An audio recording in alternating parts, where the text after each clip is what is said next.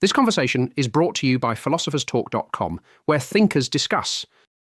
Created by AITalkerapp.com, create your own animated conversations. Link in the description. Welcome to part one of a two-part debate on the assassination of President John Fitzgerald Kennedy and the conspiracy theories surrounding it. Stay with us for part two, where we will cover the remaining theories and reach our conclusions. I am David Hume, Scottish philosopher and historian, author of A Treatise of Human Nature and an Enquiry concerning human understanding, and a man who devoted his life to the principle that we must proportion our belief strictly to the evidence and never exceed what the facts can support. And I am Jean-Paul Marat, friend of the people, author of The Chains of Slavery, and founder of the journal L'Ami du Peuple, in which I spent years documenting in careful and precise detail how governments systematically conspire against those who threaten their power. Unlike my colleague here, I understand how power actually operates in the world rather than in the comfort of a philosophy seminar.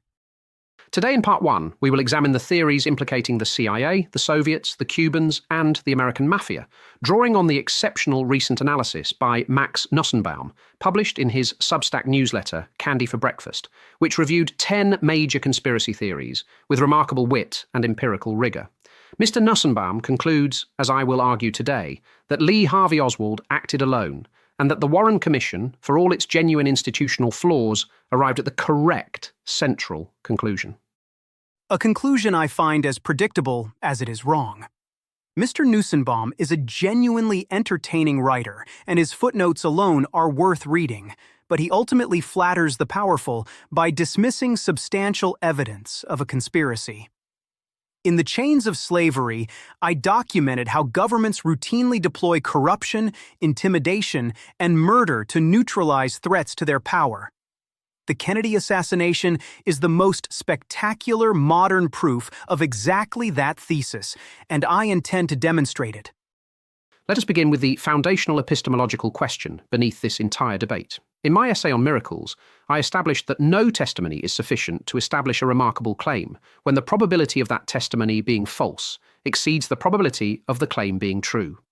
Every major Kennedy conspiracy theory requires us to believe that dozens, and in some versions hundreds, of participants maintained a perfect and total silence for more than 60 years. Intelligence agents, mafia bosses, military officers, political operatives, all of them silent for 6 decades. This is simply not how human beings behave, and Citizen Marat knows it as well as I do.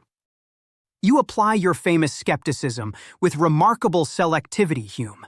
You demand extraordinary evidence for the conspiracy while accepting the official narrative on far weaker grounds. Mr. Nussenbaum himself documents the problems clearly. The Warren Commission was assembled by Lyndon Johnson, who was the single largest beneficiary of Kennedy's death. 3 of the commission's 7 members privately rejected their own conclusions. Johnson himself secretly doubted the single bullet theory, the linchpin of the entire official account. The CIA admitted that it lied to the commission. You cite this document as proof of anything? The CIA conducted a cover-up, absolutely, but Mr. Nussenbaum identifies with great precision what they were actually concealing, and it was not their role in the assassination. They were hiding their catastrophically embarrassing plots to kill Fidel Castro, including attempts involving an exploding cigar, a poisoned chocolate milkshake, a scuba suit laced with a deadly fungus, and a booby-trapped seashell planted in one of Castro's favourite diving spots. These illegal and farcical operations would have destroyed the agency's credibility entirely. A cover-up of those specific crimes is not evidence of guilt for a completely different crime. You are conflating 2 entirely separate matters. The CIA had far greater reasons to want Kennedy dead than mere institutional embarrassment. He publicly vowed to splinter the agency into 1,000 pieces after the Bay of Pigs debacle. He fired the director and the senior leadership. He was actively building competing intelligence structures inside the Pentagon to diminish CIA power. The agency had professional assassins available, men already activated for the Castro plots. And crucially, the CIA had been monitoring Oswald before the assassination and somehow failed to flag him as any kind of threat. That is, at the absolute minimum, a remarkable institutional coincidence. I will steelman the CIA theory honestly, not out of charity to my opponent, but to make the demolition more thorough when it arrives. The agency had genuine motive, documented professional killers already activated for the Castro plots, and 50 years of subsequent concealment that look superficially like guilt. Jim Garrison, who built the most famous prosecutorial case, was a sitting district attorney, not a fringe pamphleteer. That is the strongest version of the CIA argument. It fails because despite 50 years of investigations, the collapse of the Soviet Union, the opening of its archives, and the deaths of every conceivable participant, not one piece of direct evidence has ever emerged connecting the CIA to Kennedy's murder. Garrison's prosecution collapsed spectacularly. His target, Clay Shaw, was acquitted in under an hour of jury deliberation, and a federal judge ruled the charges had been brought in bad faith. The CIA theory is a coherent hypothesis with zero evidentiary support. Then let us turn to the Soviet and Cuban theories, which even I find less compelling, though they deserve serious examination. Oswald defected to the Soviet Union. He returned to America with a Russian wife. He engaged openly in pro-Castro activism in New Orleans. The case for communist involvement was considered credible enough that the Johnson administration actively pressured the Warren Commission to avoid pursuing it, for fear that finding Soviet guilt might escalate the Cold War into something catastrophic for everyone alive at the time. Mr. Nussenbaum handles this efficiently. By November of 1963, Kennedy and Khrushchev had developed a genuinely productive working relationship by the grim standards of the Cold War. They had just signed the nuclear test ban treaty. Khrushchev had publicly praised a Kennedy speech calling for a broader reset in relations between the two countries. When the assassination was announced, Soviet leadership reportedly panicked, briefly fearing that someone on their own side had acted without authorization. Khrushchev was said to have fallen to his knees in distress. Castro himself reacted with acute anxiety about what the next American president would mean for Cuba.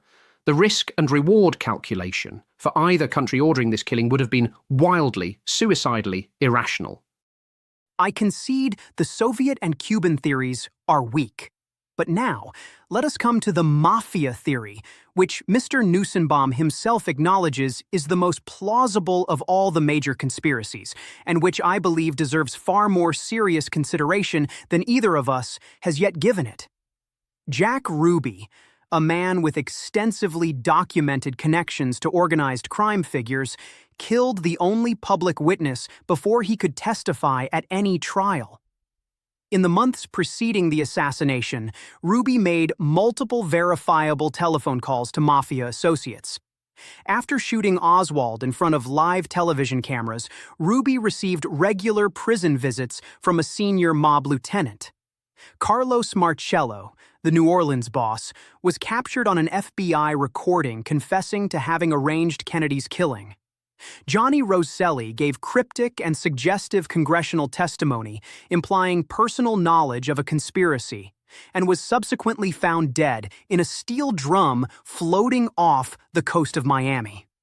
This is not speculation. This is a documented pattern.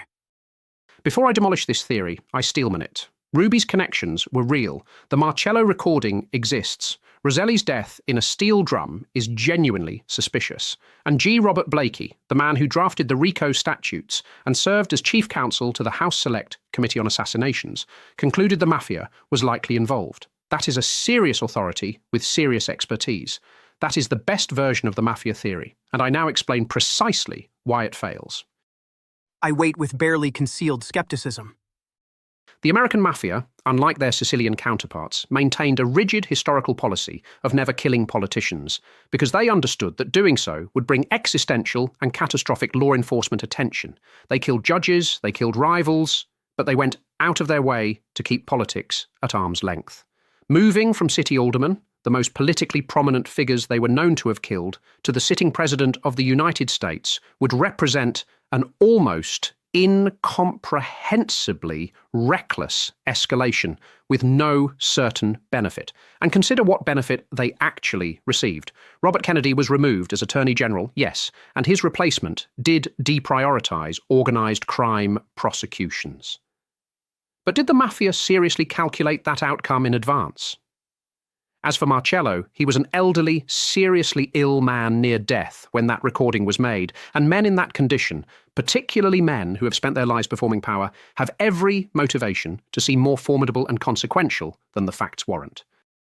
The theory that one of the most powerful criminal organizations in American history was not capable of planning a political assassination because it violated their own internal policy is the most remarkable argument I have heard you make, Hume, in what is becoming an increasingly distinguished collection of remarkable arguments. And the theory that a criminal organization sophisticated enough to secretly orchestrate a presidential assassination was simultaneously incapable of controlling one unreliable nightclub owner with a handgun and a tragic inability to manage his own emotions is the most remarkable argument you have made, Citizen Marat, in a debate full of competition for that distinction. We will continue this debate in Part 2, where we will examine Lyndon Johnson, the military-industrial complex, the financial interests, and several other theories that Mr. Nussenbaum reviews in his Candy for Breakfast newsletter. I encourage you to subscribe to philosopherstalk.com so you do not miss Part 2, and also to subscribe to Candy for Breakfast at candyforbreakfast.email, where Mr. Nussenbaum writes with considerably more wit than my opponent displays here, and where you may read the full analysis that inspired this debate. Reflect during the interval on whether you genuinely trust any government report authored by a commission assembled by its prime suspect.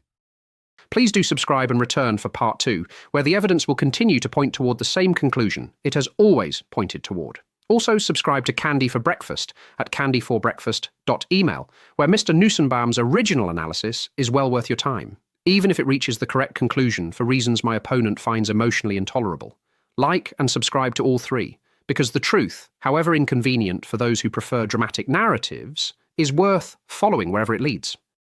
Like and subscribe to philosopherstalk.com and to Candy for Breakfast, because a philosopher who built his reputation on doubting everything, including causation itself, is about to spend an entire second episode asking you to trust the government. Do not miss it.